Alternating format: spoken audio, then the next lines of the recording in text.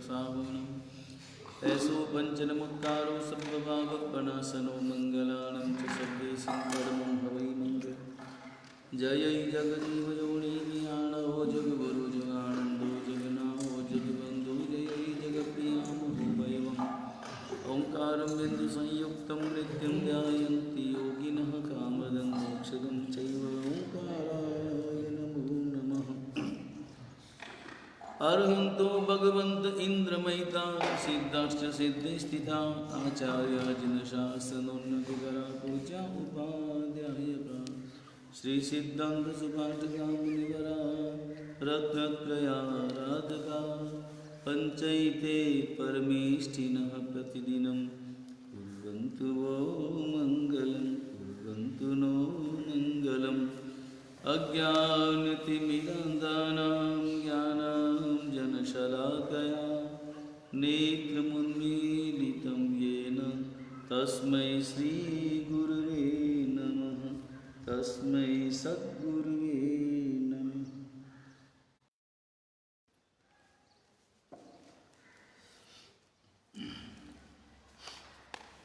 तत्वार्थ सूत्र की वाचना में छठे सूत्र की विवेचना प्रारंभ आज करना है। छठा सूत्र है प्रमाण नयई रधिगमः। कल इस सूत्र के संबंध में दो बातें कही गई थी। एक तो बहुवचन का प्रयोग इसलिए किया गया, उसका समाधान कल दिया गया था। दूसरा प्रश्न है कि प्रमाण इस शब्द में 4 मात्राओं का अथवा 5 मात्राओं का प्रयोग है, जबकि नए शब्द में केवल 2 मात्राएं हैं। संस्कृत व्याकरण के अनुसार अल्प मात्रा वाले शब्द का पूर्व निपात होता है, जबकि यहाँ पर पूर्व निपात नहीं किया गया। अगर पूर्व निपात होता तो नय प्रमाणैहि अधिगमः इस प्रकार का सूत्र बनता। तो क्या ये सूत्र गलत है? नहीं, ऐसा हो ही नहीं सकता, ऐसा कहा नहीं जा सकता, क्योंकि आचार्य उमास्वाति भगवंत परम विद्वान परम विद्वान है। इसके पीछे का रहस्य क्या है? प्रमाण शब्द पहले क्या है, क्यों रखा गया? तो इसका उत्तर ये है कि पूर्व निपात किनका होता है। इसके संबंध में एक और इसका उत्तर भी है कि केवल अल्प शब्दों वाला ही जो शब्द हो उसी का पूर्व निपात होता है, ऐसा नहीं। 2 शब्दों में जो शब्द ज़्यादा पूज्य होता है उस शब्द का भी पूर्व निपात होता है। 2 शब्दों में जो ज़्यादा पूज्य होता है उसका पूर्व निपात होता है। उदाहरण के लिए जैसे मान लो तुम दोनों का नाम लिखना है, मयंक प्रभ नयज्ञ, बराबर दोनों का नाम लिख। दोनों में ज़्यादा पूज्य कौन है? मयंक प्रभ। तो पूर्व निपात किसका होगा? मयंक प्रभ का होगा। उनका नाम पहले लिखा जाएगा। ये पूर्व निपात की एक और व्याख्या भी है। अब यहाँ पर समझें प्रमाण और नय की परिभाषा क्या है। प्रमाण और परिभाषा क्या है? तो प्रमाण उसे कहते हैं जो किसी भी वस्तु के संपूर्ण स्वरूप का बोध जिससे होता है वह प्रमाण। वस्तु के संपूर्ण स्वरूप का बोध जिससे होता है वह प्रमाण। और नय उसे कहते हैं जो किसी वस्तु के एक अंश को ग्रहण करके बोध कराता है, वो नय। जो वस्तु के किसी एक अंश को, चलो इसे हम हाथी के उदाहरण से समझें। जैसे संपूर्ण हाथी को देखा और आपने कहा यह हाथी है, ये प्रमाण। लेकिन जैसे हाथी स्नान कर रहा और स्नान करते समय तालाब में स्नान कर रहा, और तालाब में स्नान करते समय उसने डुबकी लगाई, वो सूंड बाहर है, हाथी पूरा अंदर है। क्या देखा आपने? केवल सूंड देखी। लेकिन सूंड देखते ही आपने क्या कहा? हाथी स्नान कर रहा है। हाथी को देखा कहाँ? हाथी को तो नहीं देखा, पूरे हाथी को नहीं देखा, लेकिन एक अंश को देखने से। तो प्रमाण जो है वो वस्तु के संपूर्ण स्वरूप को ग्रहण करता है और नए वस्तु के किसी एक अंश को ग्रहण करता है। तो पूज्य कौन हुआ? पूज्य प्रमाण है, क्योंकि वह सर्व अंशों को, पूर्ण अंशों को ग्रहण करता है। इसलिए प्रमाण पूज्य होने के नाते प्रमाण का, प्रमाण शब्द का पूर्व निपात हुआ। ये समझ में आ गया? अब इसमें प्रमाण न यही अधिगम, तत्वों को जानना कैसे? जीव अजीव इत्यादि जो तत्व हैं बड़े गहरे शब्द हैं, गहन शब्द हैं। इनको जो जानना है वो कैसे जानना है?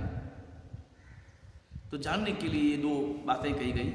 प्रमाण से जानो, प्रमाण के द्वारा, प्रमाणों के द्वारा, बहुवचन का प्रयोग है, प्रमाणों के द्वारा, और नयों के द्वारा अधिगम यानी ज्ञान होता है, उसका बोध होता है। सूत्र समझ में आ गया? प्रमाण किसे कहेंगे वो आगे बताएंगे। नए किसको कहेंगे? नए की जो व्याख्या है, कितने प्रकार के नए हैं, उनकी सबकी जो व्याख्या है वो आगे आने वाले सूत्रों में समझाई जाएगी। अधिगम यानी ज्ञान, प्रमाणों और नयों के द्वारा ज्ञान होता है। ये सूत्र समझ में आ गया? बराबर। हाथी के उदाहरण से भी अच्छी तरह से समझ में आ गया। किसका ज्ञान होता है? तत्वों का, किसी भी वस्तु का, किसी भी तत्व का जो ज्ञान है, जो बोध है तत्वों का। और तत्व में सब आ गए, सप्त तत्वों में सारी बातें आ गई ना। इस दुनिया का कोई भी पदार्थ, इस दुनिया की कोई भी वस्तु ऐसी नहीं है जो इन 7 तत्वों से बाहर हो। सच तो यह है कि जीव और अजीव, इन 2 तत्वों में दुनिया के समस्त जीवों का और दुनिया के समस्त जड़ पदार्थों का ग्रहण हो गया है। कोई भी तत्व बाकी नहीं है। जीव अजीव में ही अपन कह सकते हैं कि ये जो टेबल पड़ा है ये क्या है? जीव है कि अजीव? ये अजीव है, सीधा हिस्सा। इसलिए दुनिया की कोई भी वस्तु, हर वस्तु का समावेश जीव और अजीव इन 2 तत्वों में हो जाता है। और मैंने एक बार बताया था हेय क्या है, ज्ञेय क्या है और उपादेय क्या है। बराबर। आज इसको पुनः इसका वर्गीकरण करते हैं। 2 2 2 1 कुल मिला के 7 है ना। 2 2 2 1 पुण्य और पाप तो आश्रम में आ गए। जीव और अजीव ये दोनों ज्ञेय तत्व है। जीव अजीव दोनों जानने योग्य है, क्योंकि अजीव, जीव को जानोगे तभी अजीव को जानोगे, और जब अजीव को जानोगे तभी जीव को जान पाओगे। तो जीव और अजीव ये दोनों क्या हैं? ज्ञेय तत्व हैं। ज्ञेय यानी जानने योग्य है। आश्रव और बंध ये दोनों हेय तत्व है, छोड़ने योग्य है। ऐसा आचरण हमारा नहीं होना चाहिए जिसके कारण आश्रव हो और कर्मों का बंध हो। आश्रव और बंध ये दोनों तत्व कैसे हैं?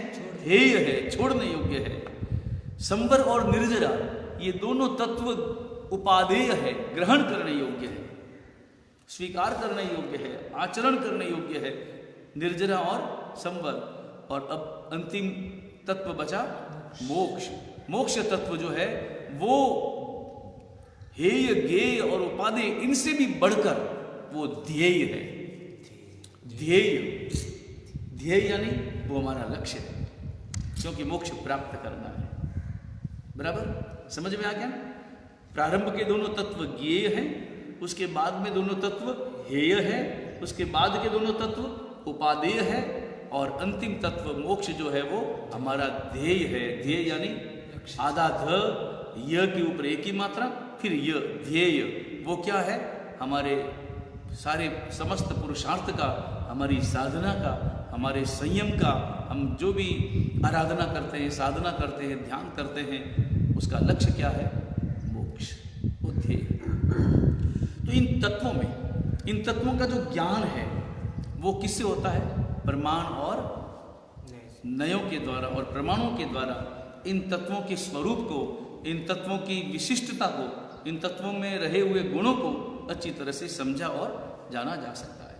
इसको घटाएंगे। हाँ, प्रमाण जो है वस्तु के संपूर्ण स्वरूप को ग्रहण करता है, और नय जो है वो किसी एक अंश को ग्रहण करता है। जैसे आत्मा क्या है? सबसे पहले आत्मा के संबंध में ले। आत्मा जो है ना वो क्या है?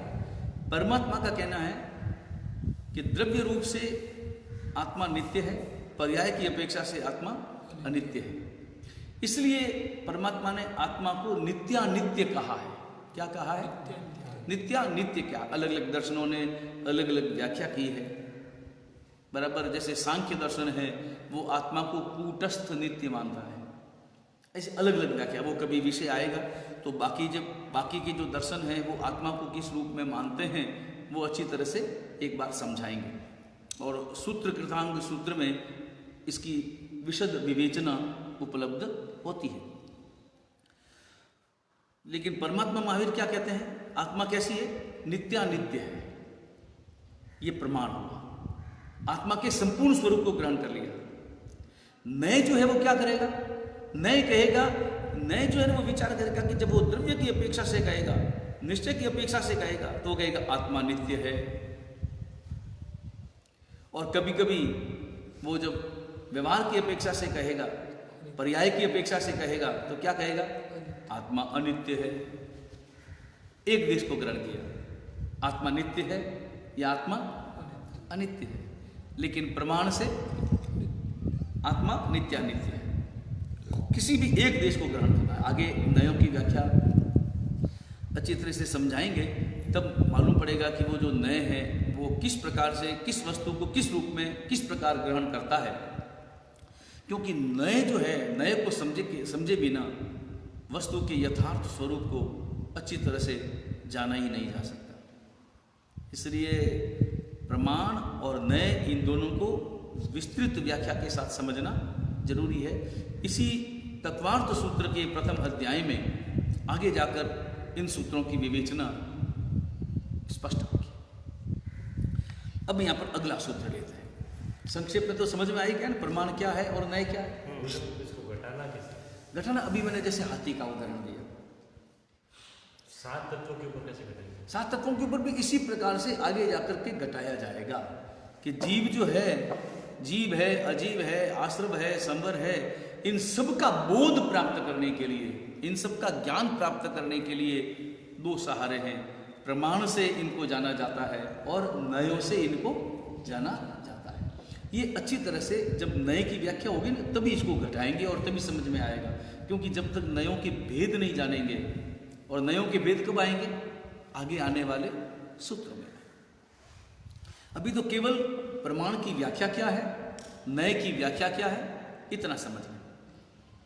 उसके बाद में अगला सूत्र है निर्देश स्वामित्व साधनाधिकरण स्थिति विधानतः।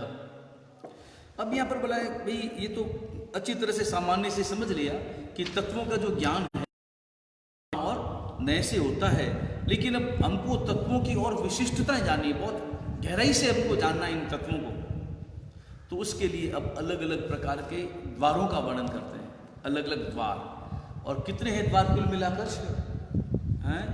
कुल मिलाकर के द्वार हैं 14। इस सूत्र में 6, अगले वाले सूत्र में 8। इस प्रकार पहले 6 द्वारों का विवेचन इस सूत्र के द्वारा होगा, उसके बाद में अगले सूत्र के द्वारा इन द्वारों का विवेचन अपन श्रवण करेंगे सबसे पहले।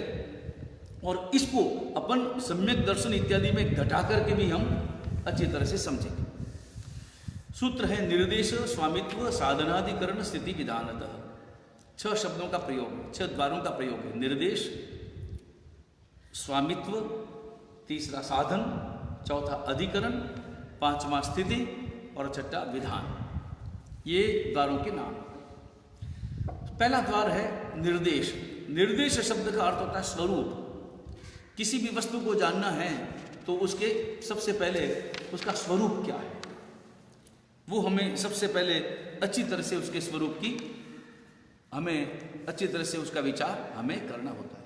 उदाहरण के लिए जैसे मान लो तुम्हें बाजार भी जाना है, बाजार जाना है और कुछ सामग्री खरीदनी है, कोई चीज खरीदनी है, बराबर। उदाहरण के लिए जैसे घड़ा खरीदना है, फल खरीदना है, सांसारिक व्यक्ति को कोई मोबाइल खरीदना है, बराबर। तो खरीदना ये तय कर दिया, बाजार में जाना ये तय कर दिया। तो जाने से पहले, बाजार में जाने से पहले या बाजार में जाकर सबसे पहले खरीदने से पहले ये तो तय करेगा ना कि मुझे खरीदना क्या है। ये तय करेगा कि नहीं करेगा, मुझे खरीदना क्या है। तो जो खरीदना है उसका स्वरूप क्या है, जो खरीदना है उसका स्वरूप क्या है। जैसे मान लो घड़ा खरीदना है तो घड़ा कैसा होना चाहिए, इतना बड़ा होना चाहिए कि छोटा होना चाहिए, मोगलसर वाला होना चाहिए कि फलोदी वाला होना चाहिए कि अहमदाबाद वाला होना चाहिए, एक दिमाग में रहता है। मोबाइल खरीदना है, मान लो मोबाइल खरीदना है तो कैसा मोबाइल, वो मोबाइल जिसमें हम बोल सकें, सुन सकें, आवाज़ जा सके, ऐसा।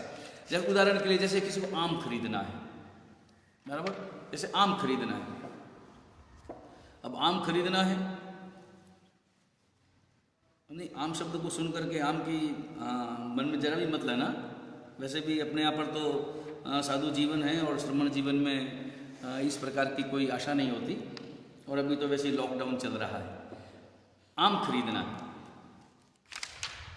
हाँ, तो सबसे पहले उसके हृदय में आम के संबंध में, आम के स्वरूप के बारे में एक विचार होगा ना कि आम स्वादिष्ट है, आम मधुर होता है, आम जो है वो एक मिठास देने वाला है, एक ऐसा फल है, ये उसका स्वरूप है, बराबर। तो इसी प्रकार पहला जो है वो है स्वरूप। स्वरूप इसको सम्यक दर्शन में घटाएं। किस में घटाएं? सम्यक दर्शन में ही अपन इसको घटाएंगे, इन सब द्वारों को। तो सम्यक दर्शन को, सम्यक दर्शन का स्वरूप क्या है? सम्यक दर्शन क्या है? सम्यक दर्शन जो है वो क्या है? सम्यक दर्शन आत्मा का स्वभाव है, आत्मा का गुण है, स्वभाव नहीं, आत्मा का गुण है, आत्मा का गुण है। हर आत्मा में हो ये जरूरी नहीं। हर आत्मा में हो सकता है क्या सम्यक दर्शन? वो तो स्वभाव हो जाएगा। हर आत्मा में नहीं हो सकता है। हर आत्मा में सम्यक दर्शन हो, अभवी जीवों में होगा, सवाल ही नहीं। जाति भव्य कभी प्राप्त करेंगे, सवाल ही नहीं। जो फिलहाल जो वर्तमान में मिथ्यात्व में विचरण कर रहे हैं उनके पास में क्या सम्यक्त्व है? नहीं है। तो आत्मा का गुण है, लेकिन सम्यक दर्शन जब भी प्रकट होगा किस में होगा? आत्मा में ही होगा। इसलिए सम्यक दर्शन जो है वो क्या है? वो आत्मा का गुण है, वो जड़ का गुण नहीं है। किसी जड़ में पैदा हो सकता है, किसी इस टेबल में, घड़ी में, घड़े में सम्यक दर्शन उत्पन्न हो सकता है? सवाल ही पैदा नहीं होता। अपन परमात्मा के दर्शन करें, अपने को सम्यक दर्शन हो सकता है। घड़ा परमात्मा के मंदिर में जाएं, अभिषेक करते ही दर्शन होगा? सवाल ही नहीं, सम्यक दर्शन नहीं होता। तो सम्यक दर्शन जो है वो क्या है? सम्यक दर्शन जो है वो आत्मा का गुण है। ये हुआ निर्देश। निर्देश यानी स्वरूप। निर्देश का अर्थ क्या है? स्वरूप, बराबर, उसका संपूर्ण स्वरूप उसमें आ गया। ये पहला द्वार। इस द्वार से अपने को सम्यक दर्शन आदि तत्वों को अच्छी तरह से समझना है। दूसरा द्वार है स्वामित्व। स्वामित्व यानी उसका स्वामी कौन? जैसे उदाहरण के लिए जैसे मान लो मोबाइल खरीदने के लिए जा रहे हैं, बराबर, मोबाइल खरीदना है तो उसके बाद में उसका स्वामी कौन? भाई मोबाइल जो है वो किसकी दुकान से खरीदना है, उसका स्वामी वही है, ये तय करना। तो उसका स्वामी कौन है, इसके संबंध में विचार करना। आम खरीदना है तो आम का मालिक कौन? जो दुकानदार है वो आम का, उस वक्त के आम का मालिक वो है, तो उसकी विचारना। तो अब यहाँ पर विचारना है सम्यक दर्शन का स्वामी कौन? सम्यक दर्शन का स्वामी कौन है? सम्यक दर्शन का स्वामी भी आत्मा ही है, जीव ही है। जीव ही उसका स्वामी है, अजीव नहीं है। अजीब उसका स्वामी हो नहीं सकता, क्योंकि जीव में ही, और जीव भी कौन? भव्य जीव। मगर भव्य जीव भी वो जिन्होंने सम्यक्त्व प्राप्त कर लिया। तो कुल मिलाकर के उसका स्वामी कौन हो सकता है? जीव ही हो सकता है। जड़ पदार्थ, अजीव पदार्थ आत्मा के सम्यक दर्शन के स्वामी नहीं हो सकते। ये स्वामित्व। उसके बाद में तीसरा है साधन। साधन यानी जिससे पाया जाए, जिससे पाया जाए वो। अब जैसे मान लो जैसे आम है तो आम कहाँ मिलेगा? आम से, आम जो है वो आम कहाँ से मिलेगा? आम पेड़ से मिलेगा, इसका जो बोध है वो। तो ठीक इसी प्रकार यहाँ अपने इसमें सम्यक दर्शन में निमित्त, तो निमित्त इसके दो हैं जिनके निमित्तों से सम्यक दर्शन पाया जाए।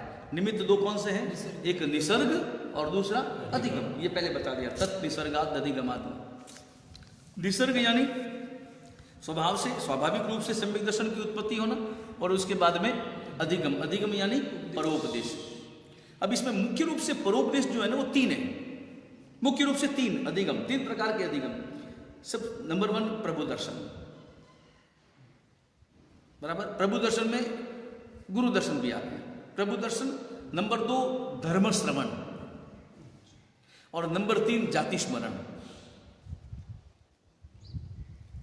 इन 3 में सब बातें आ गई, बराबर। इन तीनों में से किसी एक से भी सम्यक दर्शन हो सकता है। वो क्या है कहलाएगा?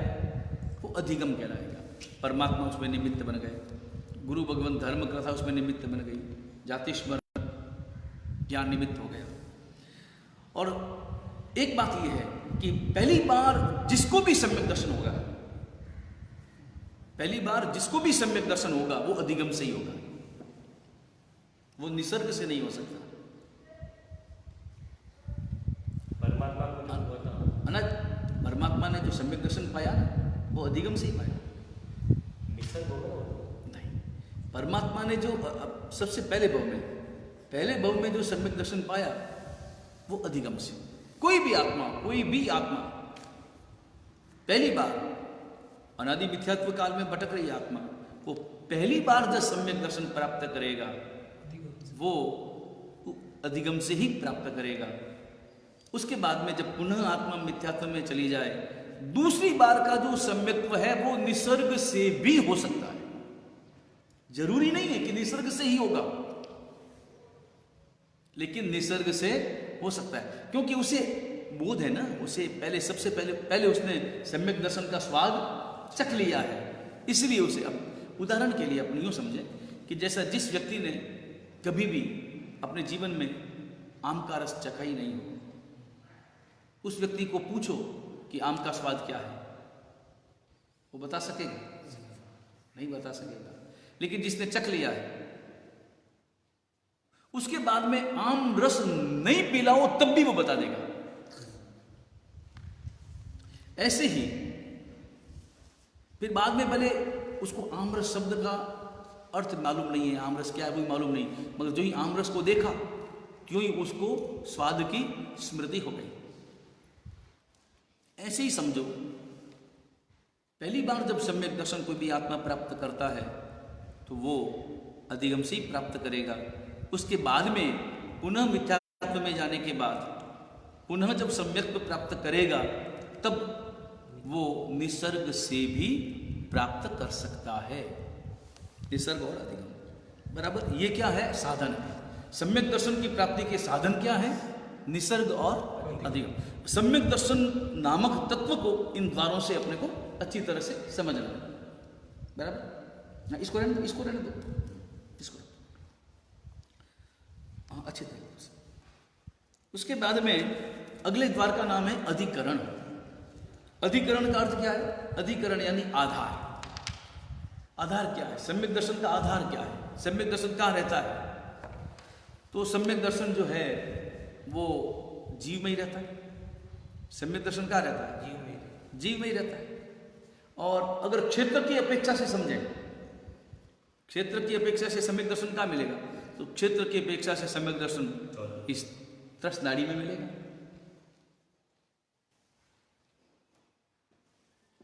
इसी में मिलेगा। किस में मिलेगा? लोक में मिलेगा। उसके बाद में अगला द्वार है सम्यक दर्शन द्रव्य क्षेत्र काल में चारों की अपेक्षा। हाँ, चारों की अपेक्षा से अपन घटा सकते हैं अलग अलग, लेकिन यहाँ द्रव्य क्षेत्र काल और 22 में काल का तो आगे इसका वर्णन आएगा ही आएगा। द्रव्य से तो आ ही गया है। ये इनके सारे द्रव्य क्षेत्र काल और भाव, इन चारों का वर्णन इस सूत्र में किसी न किसी रूप में आने ही वाला है। अभी यहाँ पर अधिकरण यानी आधार कहाँ रहता है? तो सम्यक दर्शन का आधार जीव है। सम्यक दर्शन का आधार जीव है। उसके बाद में अगला द्वार है काल।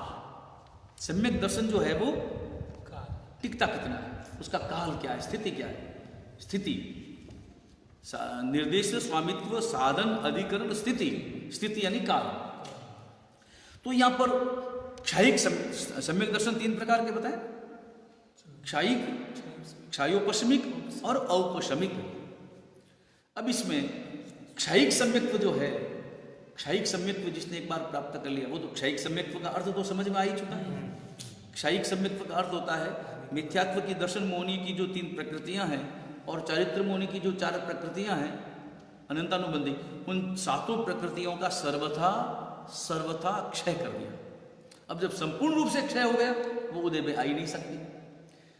तो क्षायिक सम्यक्त्व जो भी प्राप्त करेगा उसका काल क्या है कि सादी अनंत है। क्या कहेंगे? सादी अनंत। सादी यानी आदि है, प्राप्त कभी न कभी किया है। प्राप्त करने से पहले मिथ्यात्व था, प्राप्त करने से पहले क्षायिक सम्यक्त्व उसके पास में नहीं था, प्राप्त करने के बाद तो वो सादी यानी आदि सहित है। लेकिन कब तक रहेगा? अनंत काल तक रहेगा।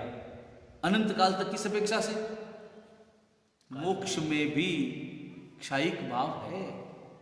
मोक्ष में जो आत्मा है उस आत्मा में भी ये क्षायिक सम्यक्त्व मौजूद है।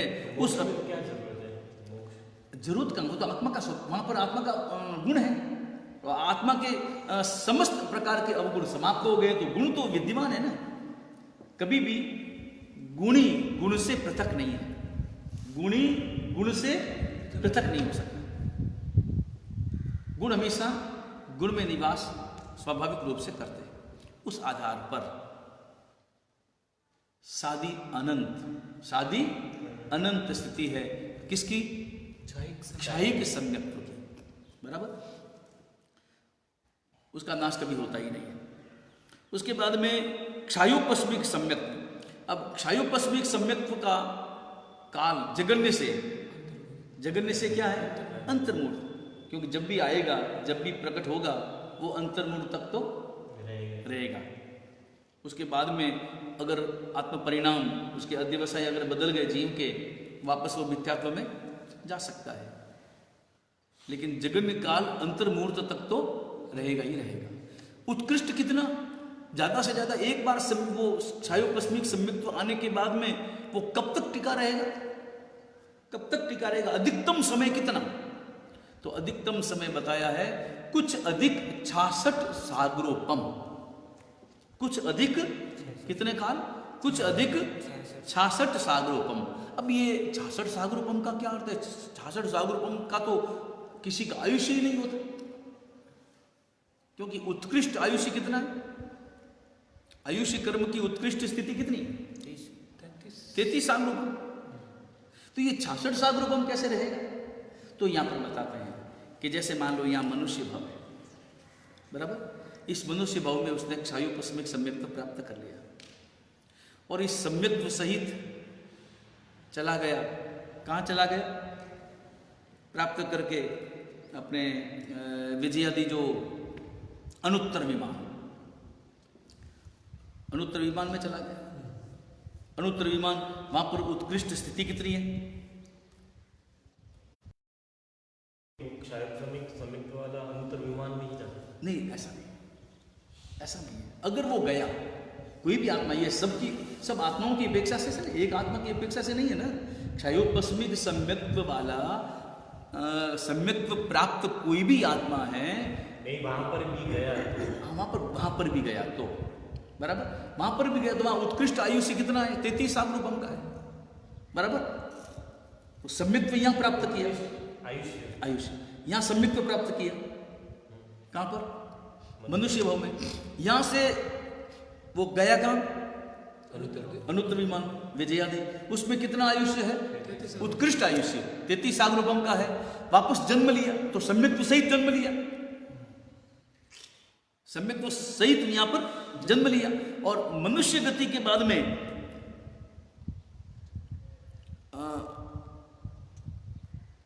पुनः एक बार क्या नाम, अनुत्तर विमान में गया दूसरी बार ही जा सकता है। उसके बाद में तो उसका मोक्ष होना ही होना है, बराबर। उस अपेक्षा से कितने हुए ऊपर के? 66 सागरोपम। और मनुष्य भव के जो वर्ष है वो कुछ अधिक, इस आधार पर। अथवा एक दूसरा भी है कि मान लो यहाँ तो 2 बार जा सकता है अनुत्तर विमान में, लेकिन अगर दूसरा एक ये भी है कि मान लो या मनुष्य भव में उसने ये प्राप्त किया अपने क्षयोपस्मिक सम्यक्त्व, और उसके बाद में सीधा यहाँ से अच्युत देवलोक, कहां पर रमन हुआ? अच्युत देवलोक में 3 बार मनुष्य भाव अच्युत देवलोक, मनुष्य भाव अच्युत देवलोक, फिर मनुष्य भाव अच्युत देवलोक। वहां पर कुल मिलाकर के तीनों अच्युत देवलोक की जो उत्कृष्ट स्थिति है, तीनों मिलाकर के 66 सागरों का 22 22 22। उस आधार पर यह बताया गया है कि क्षायोपस्मिक सम्यक्त्व का की जो स्थिति है वो जगन्य से, अंतर्मुहूर्त और उत्कृष्ट से कुछ अधिक 66 सागरों। ये द्वार समझ में आ गया, काल, और उसके बाद में स्थिति काल समझ में आ गया। उसके बाद में छठा द्वार है प्रकार, विधान, निर्देश, स्वामित्व, साधन, अधिकरण, स्थिति और विधान। विधान शब्द का अर्थ होता है प्रकार, यानी कितने प्रकार के सम्यक्त्व हैं। तो ये तो अपने यहां पर है ही कि ये 3 प्रकार के सम्यक्त्व हैं, क्षायोपशमिक, क्षायिक और औपशमिक। लेकिन मैंने एक स्थिति में औपशमिक की स्थिति नहीं बताई। क्षायिक सम्यक्त्व की स्थिति समझ में आ गई, क्षायोपशमिक की सम्यक्त्व स्थिति समझ में आ गई, और औपशमिक सम्यक्त्व की स्थिति जगन्य से अथवा उत्कृष्ट से अंतर्मुहूर्त ही होती है। इससे ज्यादा औपशमिक सम्यक्त्व रह नहीं सकता। और औपशमिक सम्यक्त्व ऐसा है जो पूरे भव भ्रमण काल में, एक आत्मा का संपूर्ण भव भ्रमण काल में केवल और केवल वो 5 बार ही औपशमिक सम्यक्त्व प्राप्त करता है। इससे ज्यादा बार वो प्राप्त नहीं करता। क्षायोपशमिक सम्यक्त्व जो है वो बहुत बार प्राप्त कर सकता है। क्षायोपशमिक सम्यक्त्व बार बार प्राप्त करता है, केवल और केवल 5 बार ही प्राप्त करता है। पूरी भव भ्रमणा में केवल और केवल 5 बार ही प्राप्त करता है। और क्षायिक सम्यक्त्व जो है वो केवल एक ही बार प्राप्त करता है, क्योंकि प्राप्त करने के बाद में वो सम्यक्त्व कभी जाता ही नहीं है। बराबर, ये सूत्र हो गया निर्देश, स्वामित्व, साधनाधिकरण, स्थिति, विधानतः। अगला सूत्र सत्संख्या, क्षेत्र, स्पर्शन, कालांतर, भावाल्प, बहुत्वेश्च।